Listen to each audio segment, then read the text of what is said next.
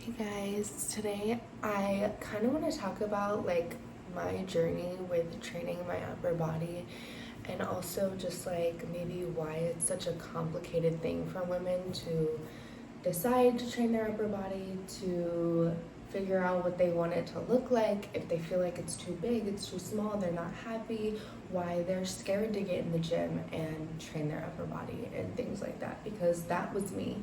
I only trained my lower body for years. It is still far more developed than my upper body.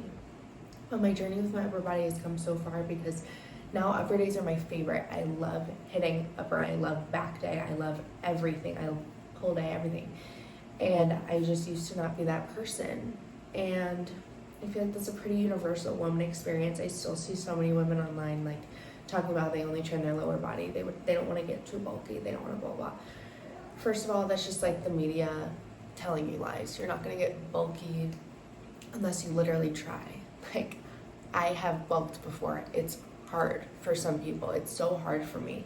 It is such a difficult thing to do, to put on that much amount of muscle and then lose fat and still be huge and have muscles. So that's just the media lying to you. And second of all, this fear of being bulky, I feel like it really just translates into needing to be super small. My cat's up here. Which doesn't need to be the case.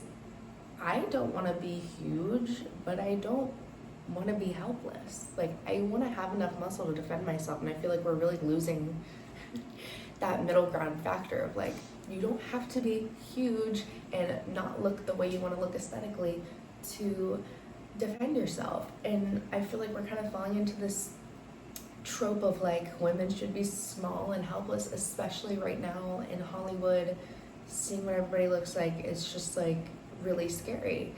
But you still have people who are I want a badass, I want a big butt, but I don't want anything on my upper body. And it's just, I feel like it's just time for that to end. But I know that there's some, because I also went through this phase where it's there's so many women out there who want to train their upper body, but they don't want to walk into the gym and be the only woman in the weight section and be doing 5 to 10 pounds because that's all they can do while these men around them are outlifting them. They feel embarrassed. They might. Can I get my video? If they're not embarrassed, they might kind of feel unsafe. A lot of women, rightfully so, feel uncomfortable. Not even necessarily unsafe, but uncomfortable in a public situation where they're public or private, where they're the only female and they're vastly outnumbered, and you look at all these men and they're a lot stronger than you. It is so hard, and that was what stopped me for a while, because once I wanted to train my upper body, I was just I don't want to embarrass myself. I'm gonna be lat pulling 20 pounds and the guy next to me is gonna be doing 100. There's two things to that. First of all, the way that I just broke into it and just started doing it was that the reason why my upper body is so underdeveloped compared to my lower is my own fault. It was my decision, it was my fault. So now I have to deal with the consequences. I have to go in the gym and be uncomfortable. I have to be a little bit embarrassed. I'm gonna be a little bit anxious, but I'm just gonna do it. And number two is that as time goes by, you're not always gonna be that girl lat pulling 20 pounds. Within a month, I was lat pulling 60, and I was oh shit, I actually know what I'm fucking doing. You know what I mean? It gets better so much faster.